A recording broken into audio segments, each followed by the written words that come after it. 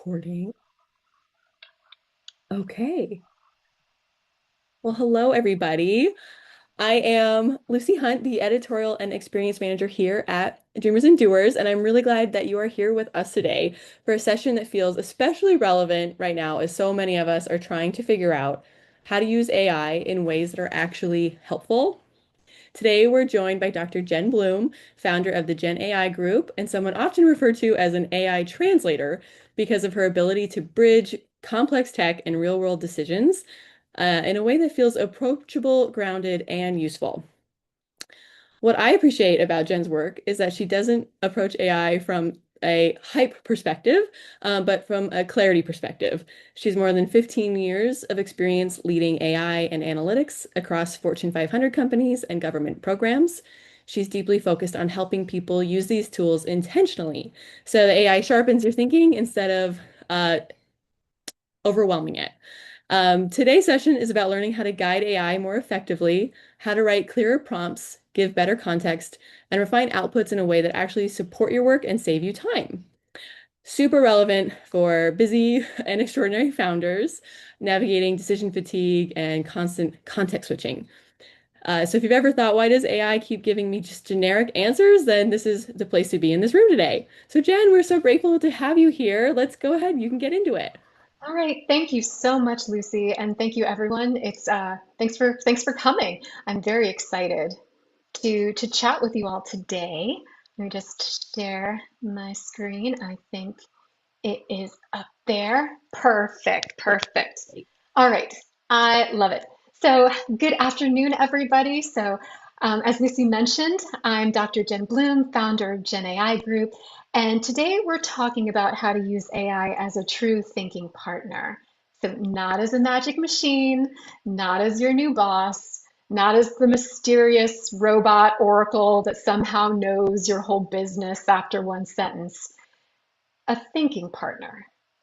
And that distinction matters because a lot of people are using AI, but they're not always getting useful results from it.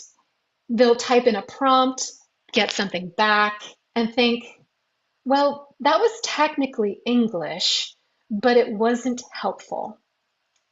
So today is about making AI feel less random, less frustrating, and more useful. My goal is to have you leave with a better way to talk to AI, guide AI, and judge what comes back. And hopefully, we'll have a little fun while we're doing it. A little about me. I'm a New Yorker from the Bronx, now based in DC. So, depending on the day, I either bring that New Yorker directness or that DC like over analysis, but usually sometimes it's both. I spend a lot of time helping businesses and individuals understand AI in a practical way, not the scary, abstract, robots are taking over version, and not the overly shiny version where every tool is supposedly going to transform your life by like Thursday. What I keep seeing is smart, capable people that are being frustrated by AI. They're not confused because they're not smart enough. They're confused because the technology is moving so fast. The messaging around it is often ridiculous, and the advice is either feels too technical or too fluffy. I hear things like, I tried ChatGPT and it gave me something generic. I know I should be using AI, but I don't know where to start. I feel like everyone else knows what they're doing. And I want to say up front, if you've felt that way, you're not behind. You're not bad at AI. You may just need to be shown how to use it in a different way. So I'm here to help. I added this early on purpose because some of you may already know you want help applying this to your own business. So if that's you, the link and QR code are here. That to book an appointment with me for just one-on-one, no pressure. I just don't want you scrambling later if you already know you want to keep talking. And we will have Q&A at the end for, some more like, questions for the group. But again, that's if you want one-on-one. So my position on AI is I love it. Absolutely. I think it's amazing. We are in the future and it's so cool. But I think of AI as a tool, not magic. And that's important because we can get into trouble on both sides. On one side, people overhype it. They talk about AI like it's this all-knowing creature that can solve every business problem, fix your inbox, write your brand strategy, coach your teenager, clean your kitchen, and maybe do your taxes. And that last one is actually probably happening sooner rather than later. So on the other side, people dismiss it because they tried one prompt and got something that sounded like a corporate brochure, like had a baby with a fortune cookie. And so the truth is somewhere in the middle. Under the hood, AI is predicting likely words and patterns based on enormous amounts of data. So it can be incredibly useful. It can help you organize, draft, summarize, brainstorm, compare, and refine. But it doesn't automatically know what's important to you. It doesn't automatically understand your customer. It doesn't know the emotional tone of your business unless you tell it. That means that we have to stay in the driver's seat. This work is also very personal for me. I think about AI through the lens of real people, people like my father, my mother, people like all of us. I want to share a story that helps think about AI from an elderly perspective. So, unfortunately, 2 years ago, my father passed away from cancer. In the years, leading up to his passing, he was going through chemo and he was taking all of these medications. My mom was his primary caregiver, and she would take handwritten copious notes of medications and doctor's notes. And, the medications would say, some of these medications would say, some of this, take this with food, take this in the morning. Some maybe take this every 6 hours. And oh, don't take these two medications too close to each other because they don't interact well. That is exhausting. Cognitive overload. And what I wished that we had even just 2 years ago, that we have today, is an ability to reduce that mental load. So think about what a simple AI assistant could have done for my mother. So she had all of these handwritten notes. She could have taken a picture of her notes. It would have been transcribed correctly. My mother has really good handwriting. If you have handwriting like mine, this probably wouldn't work. But it would have excellent handwriting and transcribe it correctly. And then the AI assistant would remember when you took certain things. And all you would have to do is say when you took what. So that's more than a calendar reminder. This is, oh, I took this at 10 instead of my normal 7 a.m. The AI would be, okay, and will adjust accordingly and send a reminder for what medication you need to take next. So I don't want AI to become just one more thing that makes people feel like they're being left behind. I want it to be something that helps people get clarity and reduce that cognitive load. So when I talk about AI, I'm not talking about just software. I'm talking about whether people feel supported supported enough to use it in their actual lives? These are the groups I think about a lot: caregivers and seniors, business owners, everyday people. And, we all probably fit into more than one of those categories.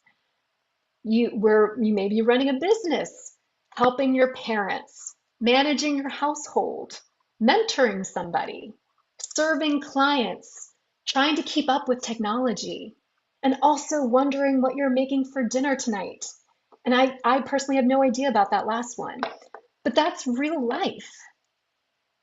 So the question for me isn't, how do we make AI sound impressive? The question is, how do we make AI useful? Useful enough to help a caregiver manage medication schedules or prep for a doctor's visit. Useful enough to help a founder explain what she does without sounding like everybody else on LinkedIn. Useful enough to help someone take a messy pile of notes and turn it into a plan. That's the through line, the useful, practical, human-like component. And that's the energy I want to bring to today's conversation. So again, I know some people trickled in a little bit late. Just to recap, there is Q&A at the end, but I did want to say, if you want more one-on-one deep dive, please book a session with me, the link and QR code provided here, just to make it easy. So you're not starting from zero, and I want to make that clear. You already run successful businesses. You already solve problems. You already communicate with customers. You already make judgment calls all day long. And many of you already use AI in some way. So this isn't AI 101. This isn't me saying, here's a prompt box, type words here. This is about improving the quality of what you're already doing. Think of today less like learning a brand new language and more like learning how to give clearer instructions to a very fast assistant who has no common sense unless you lend it yours. That's the key. AI may be fast, but you are the ones who bring the judgment. When I talk to business owners, I hear the same frustrations over and over. The output is too generic. It says things like, unlock your potential, or elevate your brand, or transform your journey. And sometimes I just want to gently ask AI, whose journey? Where are we going? Like, did we pack snacks? Another thing I hear is that the writing is too polished, not polished in a good way, polished like it's been through the corporate dishwasher. So it sounds clean, but it doesn't sound alive. And people also say it's just not quite right. This is usually because AI has missed the customer, the industry, the context, or the voice. And then there's the big one, too much cleanup. You ask AI to help you save time, and then you spend 40 minutes editing something you could have written yourself in 20 minutes. If that has happened to you, again, you're not doing it wrong. You just need a better way to guide the tool. Today is really about this idea. Better prompts equal better briefing. Better briefing equals better results. And yes, technically this is a prompting session, but really it's a thinking session. because a good prompt forces you to answer questions like, who am I talking to? What do I want them to understand? What should this sound like? What would make the output actually useful? These are not technical questions. These are business questions. And that's why prompting isn't just a nerdy AI skill, it's a communication skill. If you can brief a person, you can learn to brief AI. The difference is that AI will not stop you and say, wait, what did you mean by better? AI will just guess. And sometimes that guess is where we start running into issues. Let's ground ourselves in what AI actually is. AI is pattern-based. It has learned from huge amounts of text and data, and it uses those patterns to generate responses. That makes it very strong at structure. It can help you draft a first version. It can help you summarize a long document. It can organize messy notes. It can compare options. It can help you think through how to explain something, but it is not human judgment. It doesn't know your business the way you do. It doesn't know your customer the way you do. It doesn't know what's appropriate for your industry unless you explain it. And it's not automatically correct. And this is one of the trickiest parts of AI. It can sound extremely confident and still be wrong.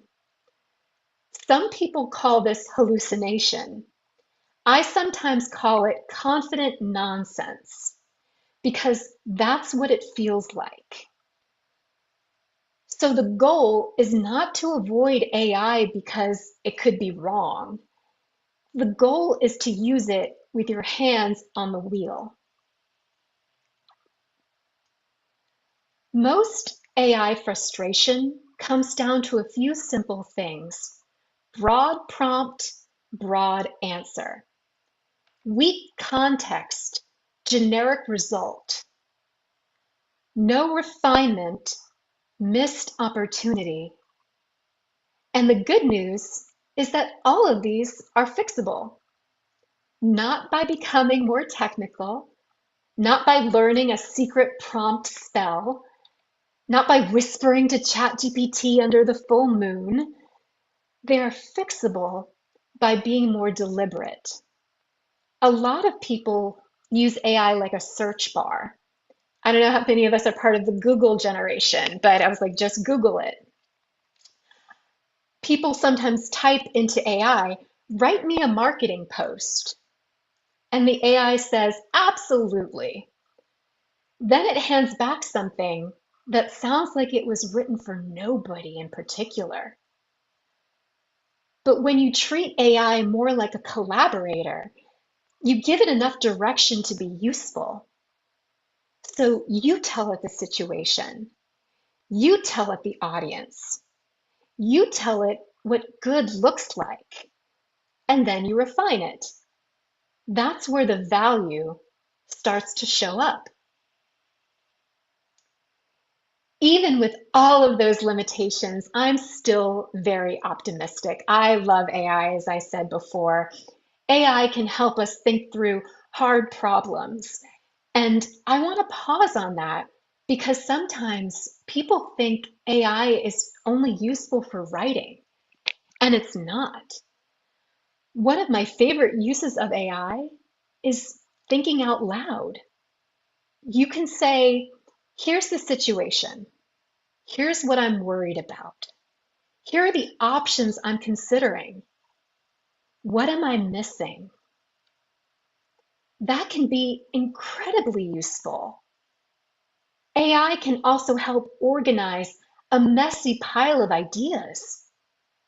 And I don't know about you all, but sometimes my brain has like 73 tabs open, and at least one of them is playing music. So AI can help take that mess and turn it into categories, priorities, next steps, or questions. It can refine your communication. It can support automation when the use case actually fits. And it can reduce overload. That last one matters because sometimes the value of is not that AI gives you the perfect answer. Sometimes the value is that it gets you from stuck to started.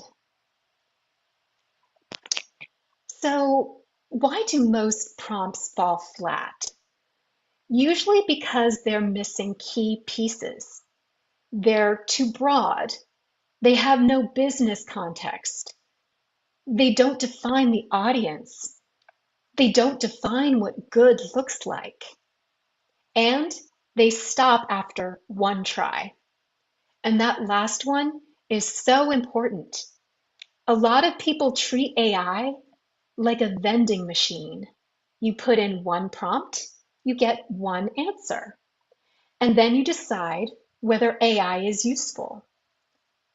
But AI works much better as a conversation. The first answer isn't often the final answer. It's just a starting point. If you've ever worked with an assistant, a designer, a writer, or a consultant, you know the first draft usually needs feedback. AI is the same way. The difference is that AI can produce that first draft in seconds, but you still have to guide it. Now, let's talk about this barbecue restaurant example. The prompt was, write a promotional message for my barbecue restaurant about our smoked specials. And what came back was, sorry, let me get proper. Dear cherished flavor seekers, prepare your senses for a transcendent journey through artisanal smoke-infused delicacies. Now listen, if your barbecue restaurant is located inside a haunted mansion and the ribs are served by candlelight, maybe that works. But for most barbecue restaurants, that is not it. This sounds like a Victorian ghost trying to sell ribs. And the funny thing is, AI did exactly what it was asked to do. It wrote a promotional message. The problem was not that AI refused to help. The problem was that we did not tell it enough. We didn't say who the customers are. We didn't say what platform this is for. We didn't say the tone should be casual, local, friendly, and mouth-watering. We didn't say, please do not make smoked meat sound like a luxury spa experience. So AI filled in the gaps, and it guessed. And when AI fills in the gaps, it often reaches for generic language. So what actually went wrong? Here is what was missing. No voice, no customer, no tone guardrails, no platform, no what to avoid. Every missing piece became a gap that AI just filled on its own. And that is a really important point. When we're vague, AI doesn't say, I'm missing some details. It usually just keeps going. And that's why people get outputs that sound polished but wrong. Imagine asking someone to make a flyer and saying, just make it nice. That's actually happened to me. But, well, nice for who? Nice for a luxury hotel? Nice for a daycare? Nice for a cybersecurity conference? Nice for a barbecue restaurant where people want to know whether the brisket is smoky tender and available this weekend? Nice is not enough direction. The same thing happens with AI. When we say, make this better, AI has to guess what better means. And that guess may not match your business at all. If this feels overwhelming, please reach out to me and book a consultation for some one-on-one, and we will work through your workflow together. So here's the shift. Stop prompting like a search bar. Start briefing like a collaborator.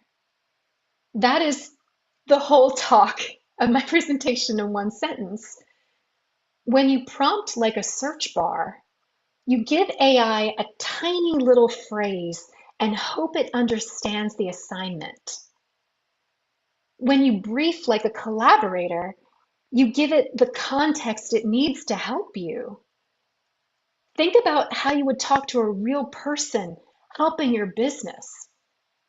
I think about AI like an intern or a junior employee. To those people, you probably wouldn't say, write my email. You would probably say, I need to follow up with a client who seemed interested but hasn't responded. I want to sound warm, not pushy. I want to remind them of the value, keep it short, and include one easy next step. That is a much better briefing, right? And AI responds better to that kind of direction. A strong prompt can include 7 pieces: role, context, audience, objective, constraints, format, success criteria. Now, I don't want you all to look at this and think, oh no, now every prompt has to be a 7-part essay. It does not. You don't need all 7 every time. Sometimes you just need like 2 or 3. But the more important the output is, the more helpful these pieces become. If you're asking AI, what are 3 dinner ideas with chicken and rice? You don't need a full business briefing for that. But if you're asking AI to help you with a client proposal, a sales email, a workshop description, or a message that represents your brand, give it more direction. The question is, what does AI need to know so that it does not have to invent the missing pieces? That's the mindset. You're not trying to impress AI. You're trying to reduce guessing. Here's a simple example. Help me promote my workshop. You'll never guess who this is for. So now that's not a terrible start, but it leaves too much open. What kind of workshop? For who? What do they care about? Should this sound polished, casual, urgent, encouraging, funny? The stronger version says, act as my marketing assistant. I'm hosting a 60-minute workshop for small business owners who feel overwhelmed by AI. Help me write a short event description that sounds practical, encouraging, and not too techy. Focus on what attendees will walk away knowing how to do. That is much better. Now AI knows the role. It knows the audience. It knows the tone. It knows the objective. It knows what to focus on. And notice This doesn't require technical language. It sounds like how you would brief a person. And that's the point. A role gives AI a point of view. The context tells it what kind of help you actually need. This is one of my favorite AI habits. Define what good looks like. A weak prompt says, make this better. We have all said this. I have actually been told same thing, but better, please. But the stronger version says, tighten this to under 120 words. Sounds spoken, not corporate. Keep one clear call to action at the end. Cut anything that doesn't serve the reader. And that's much better because better is not universal. Better for a grant proposal is different from better for Instagram. Better for a board memo is different from better for a text message to a client. And better for a luxury brand is different from better for a family-owned barbecue restaurant. So when you ask AI to improve something, tell it the target. Shorter, warmer, clearer, more specific, less corporate, more direct, more reassuring, more energetic. Whatever better means to you in that moment, say it. This slide is an example of guardrails. For example, we might say, be direct, be warm, use plain language. Make it specific to small business owners. Avoid jargon, hype words, too many exclamation points, and generic LinkedIn tone. Now, I want to emphasize something really important. These are not universal rules, okay? There are times when excitement is appropriate. There are times when a more polished tone makes sense. There are times when technical language is necessary because you're talking to a technical audience. So don't think of this as Jen said, never use the word transform. You need to think of this as for this message, for this audience, in this context, here are the guardrails. That is what we're doing. We're not creating strict rules for all communication. We're telling AI what lane to stay in for this specific task. One of the best ways to improve AI output is to bring your real business into the conversation. Your website copy, client emails, testimonials, facts, social posts, sales language, old proposals, old notes, because otherwise, AI is inventing your business from scratch. And you already did that. This is where things get too generic. If you run a business, you already have language that reflects your voice, even if it is scattered across different places. AI can help you organize and reuse that, but you have to tell it what the material is. For example, you can say, here are 3 client testimonials. Use them to identify the main outcomes clients value most. Or you could say, here is my about page. Use this as a tone reference for a LinkedIn post, but do not copy phrases word for word. That is very different from just pasting a bunch of text and saying, write something. This is where a lot of people accidentally create confusion. They paste a big block of text into AI and say, now write me a newsletter. But AI doesn't automatically know what that pasted text is supposed to be.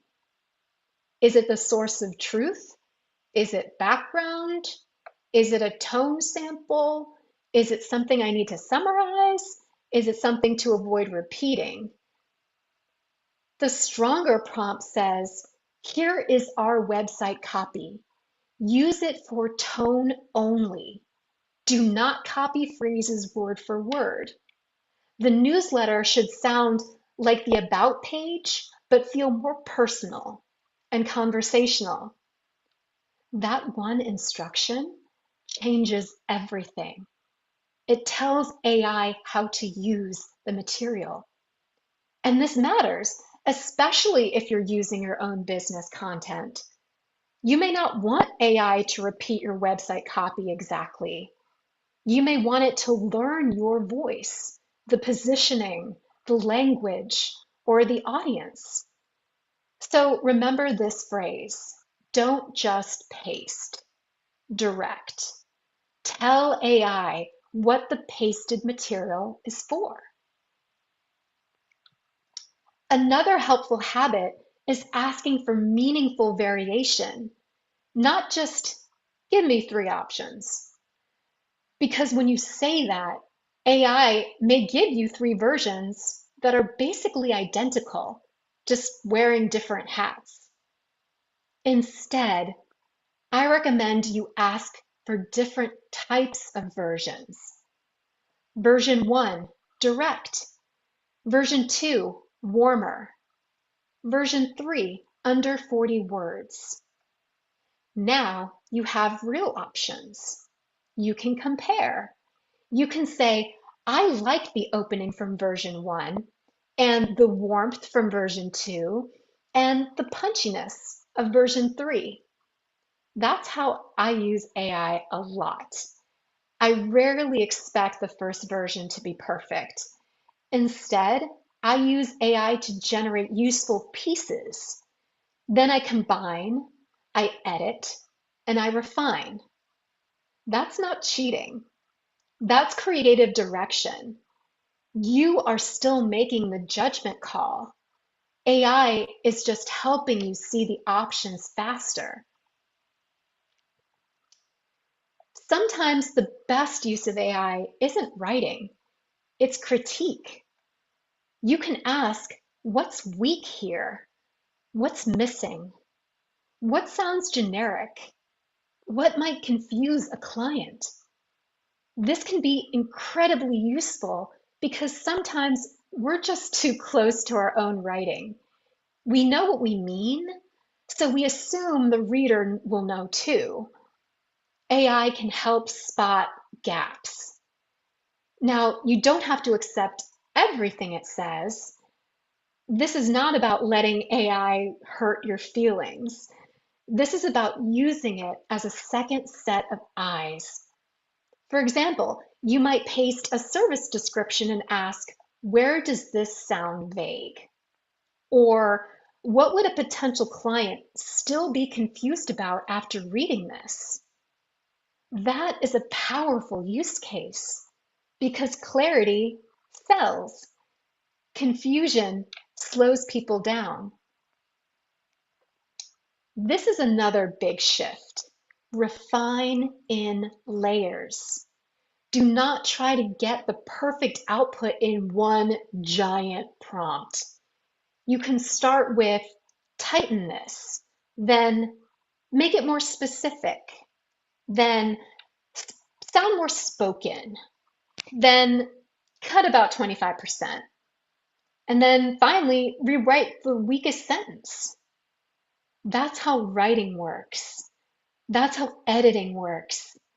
Prompting is editing. It's a conversation, not a vending machine. And this is where I want people to give themselves permission to just slow down a little. I know AI is fast, so we feel like the whole process should be instant. But the value often comes from the back and forth. The first draft gets you started. The refinement gets you closer to something you would actually use. And that's the goal. Not perfect AI output, useful AI assisted output. This slide shows the difference between generic AI language and useful specific language. Let's look at the LinkedIn post example.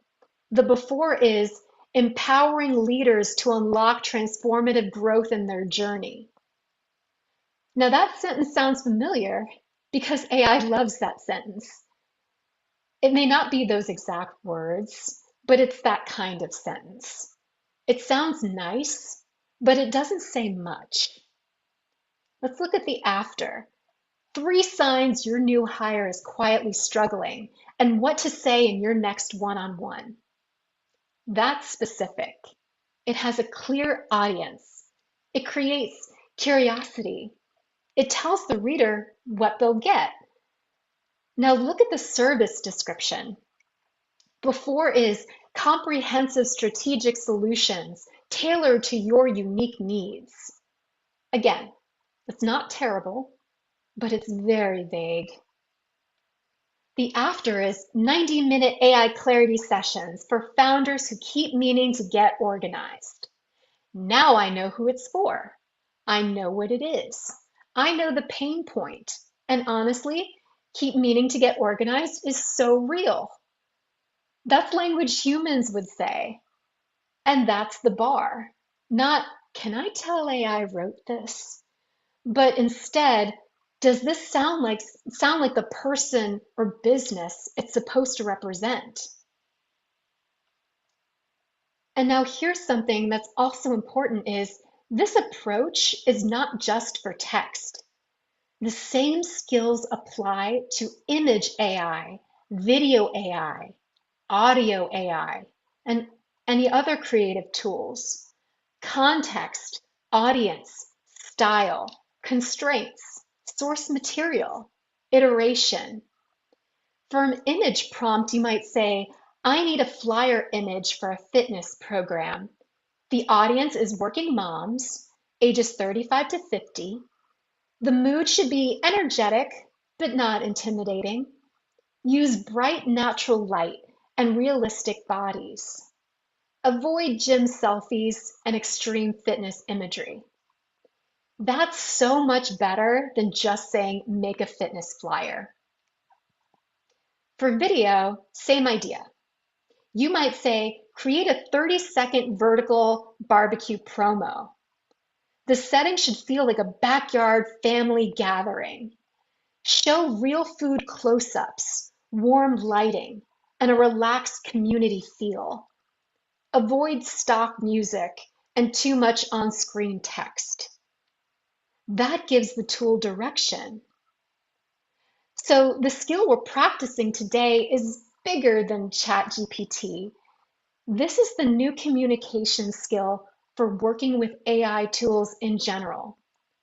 The better you get at briefing, the better your outputs will be across platforms. So if any of this feels overwhelming, again, you do not have to figure this out alone. Sometimes the most useful next step isn't a YouTube video or another article. Sometimes it's actually just working through your workflow and figuring out where AI can help you best. So here is what I hope you take with you. AI is awesome. It's exciting. It's useful. It's not magic. AI gets better when you guide it better. That sounds simple, but it's powerful. Because a lot of the fear around AI comes from feeling like the machine is in control. But when you understand how to guide it, you start to feel more agency. You can look at an output and say, that's too generic. That missed my audience. This needs a clearer call to action. That doesn't sound like me. So this isn't failure, this is direction.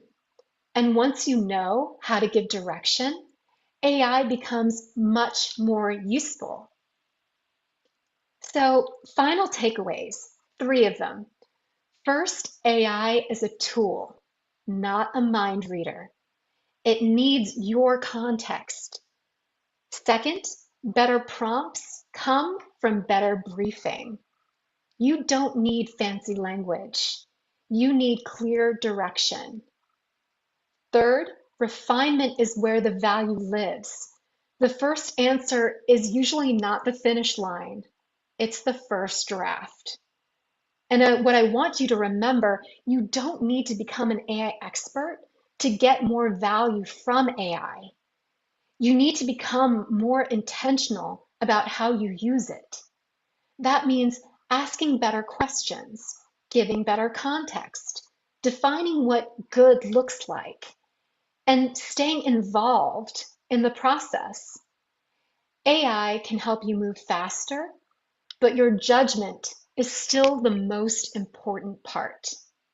And with that, I'll leave it open to questions. And oh, sorry, I'll bring it open to questions and put this back. And thank you.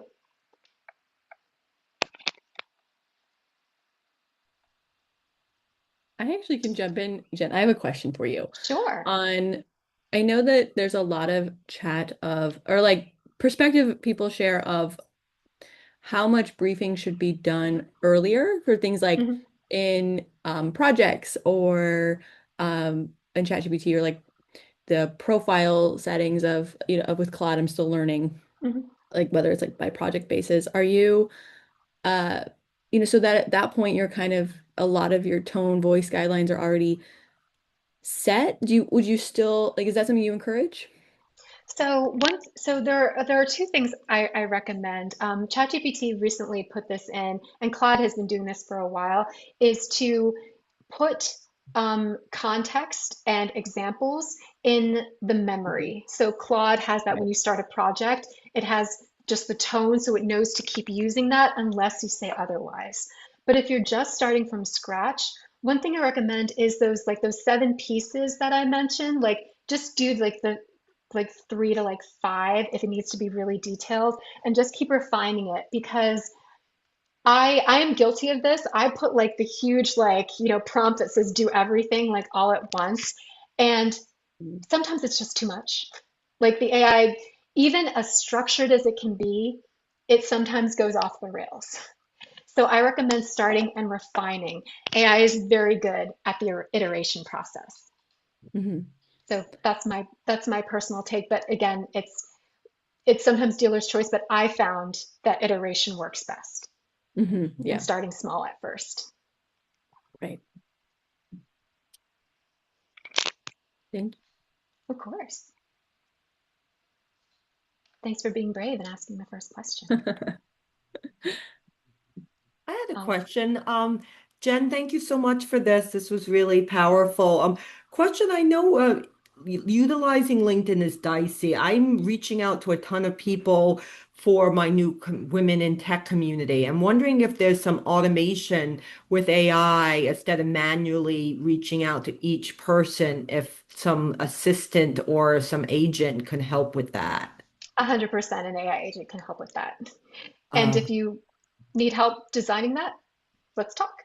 I would love that. Thank you. Yeah, please book again. These are like the consultation sessions are free, 45 minutes. We can walk through it and we can see where we get you. Beautiful. Thank you. Of course. Always happy to help fellow dreamers and doers. I think that's very top of mind for a lot of people right now, are the discussions of agentic work, workflows, like things moving in the background with co-work. And I'm almost curious too of like where people are at in this audience right now of their AI journey, but uh because I think it's something that, every business is starting to think about of what can I um run kind of overnight while for my business to jump in the morning, prepared. I'll chime in. For me, I was paying a significant amount of money every month for a virtual assistant, like a real human person, virtual assistant. And I was able to eliminate that expense. And now I use AI to just keep on top of all of the email, all of the messages, all of the calendar changes, looking out for conflicts, give me my morning briefings, brief me before meetings I'm kind of running into without having had. And so I will hire again when I need a different skill set, but anything involving like admin, emails, and calendar, yeah, that's what's really helped me because it takes so much of a mental load off so I can actually get work done. Yeah, AI agents are fantastic when they have proper guidance with Yeah. the correct tasks. And just so the Yeah. group knows, AI agents interact with CRMs. They can help you with your calendars. It's beautiful. Where I found people have sometimes uh, challenges are, I'm using Copilot, but this thing works best in Claude, and it's like blah, so many tools. What do I do? Sorry, Lucy, I cut you off. Oh no, I was just agreeing with you that yeah, there's so much about I think that sometimes you can set up an agent or a system in a way that it starts running on its own where you're like, no, I don't, or like it gets out of hand with like the wrong setup. So yeah, the I'm sure your guidance in correctly prompting and briefing before something is running overnight is very helpful. It's funny because I used AI to tell me which AI tools were helpful and not helpful and to develop a workflow for me. Like if you ask ChatGPT, which is the better between ChatGPT, Claude, Perplexity, if you can ask like which one should I use for this type of thing? And you can program it. I have mine programmed, my chat GPT, to guard against like hallucinations. I still double check everything, but it's programmed to every time I answer a question, every time it answers a question, it has to say at the bottom of the answer the sources and methods and how it got that answer so I can go in and double check. And if something's better served by Perplexity Computer or Cloud Computer, it just tells me. I love that so much. Have you Yeah. ever pit? So one funny thing I did was I pitted ChatGPT and Claude against each other to see how they would talk to each other. Yeah. Um, Claude came up with a very beautiful solution, and I asked no, ChatGPT came up with a beautiful solution. Claude didn't, and I was like, "Yo, Claude, what happened?" And Yeah. it said, "You know what? I was overly conservative." Yeah. So that thing, it was beautiful. It was amazing. I have a question. I'm mostly working, I have a full-time job, but then I am running a nonprofit on the side for doing environmental justice advocacy. So I have like a lot of historic resources and data and complex issues to talk about. So I'm wondering though how I can, like, I want to start having other apps like Perplexity make videos and other things for me, but like, how can you source in all of your historic knowledge into some of these other platforms? Is there, I kind of Googled it and it seems not, So I guess my question is, what kind of formats is your historical stuff in? Is it just a variety of things like Well, hard like right now, copies? I'm mostly having it like write letters and papers. Like I just wrote a 250-page environmental impact study using Mhm. Claude, which was amazing. But I would like to take some of that and like I just was on a panel about environmental justice on Tuesday, and I would like to just take some of have the video like then be turned into social media clips and then be able to be posted and link back to things. But I feel like Claude doesn't really do that. So. Yeah, so you're talking about like, kind of video editing. Am I understanding that correctly? Sure, but isn't there like I feel like the thing about Perplexity is that you can do everything all in one place. Is that not true? No, it's the same thing with like ChatGPT technically. You can also do everything in one place. So that's what they all market towards. Um, Me personally, I found Perplexity to be exceptionally good at deep dive research and marketing and audience. And so Perplexity is good for that. And you can totally use it in that way. That being said, there are other video tools that you can use instead that I might recommend if you want to chat offline. But yeah, Perplexity can definitely be used for that. It's just a question of how great you want it to be, and how much time you want to spend on it, as well as cost, of course. Obviously, no time. We just do it ourselves. But there's no way to like pipe in some of the, yeah, I'm No, trying. you can feed it video. This gets back to the presentation where you just need to be very specific in your prompts. So, for example, this entire recorded presentation, if I just wanted this one clip to be put into a social media post, I have to tell the AI, it doesn't have to be Perplexity, but I'm like, at timestamp this and that, take this and put it in to, whatever, and make a post out of it. So it wouldn't really respond well to being like, I want the part where I'm talking about da da da da. No, you have to take a look at the video and tell it specifically. And then the AI is pretty good about taking that snippet. Yeah. And I've been starting to use Google Notebook. yeah, And it's, if you're not, I don't know if you're on the Google I'm on uh, everything. system, but one thing it'll do is you can create a notebook, upload all your research there. And again, that depends on like how you have it stored and what you need to upload. And then there's at the side, there's a studio panel and it'll create an explainer video for you or a podcast episode for you, which was really cool based on what Really? the That's materials are. interesting. Is the explainer video good? Was it good? I've only tried the podcast. The podcast was amazing. It was shockingly and scary amazing. The infographics are good. They also do mind maps, flashcards. And so it's almost like a bit of a closed system, although I still wouldn't put the sensitive information in there. It'll only refer to kind of what you upload. And yeah, Is anyway. that included in your Google like work account? It is because I don't have like just a personal Google account. Like it's my enterprise Yeah. account, but I think it's still publicly available. Yeah, so there are so many different tools you can use, and Yeah. I think AI is getting like really crazy, scary good. I still Mhm. fail sometimes with the which image is real, which image is AI, because some of them are really, really good. But yeah, but we can get that so it can be hopefully automated and hopefully reduce some of your mental, like your cognitive overload or stress. Well, thank you so much for the conversation here and for Jen for all of your wisdom. Yeah, In the thank you, chat, I've everybody. shared more about how people can find you, as well as if you'd like to give any feedback on the event or say this was amazing. I want to lead and talk about a topic as well. And we will send a recording with your information, Jen, on how to get some time with you. So thanks for all being here, and we will connect again. Thanks, everybody. Have a wonderful Memorial Day weekend. Be safe. Bye. Thank you, Jen.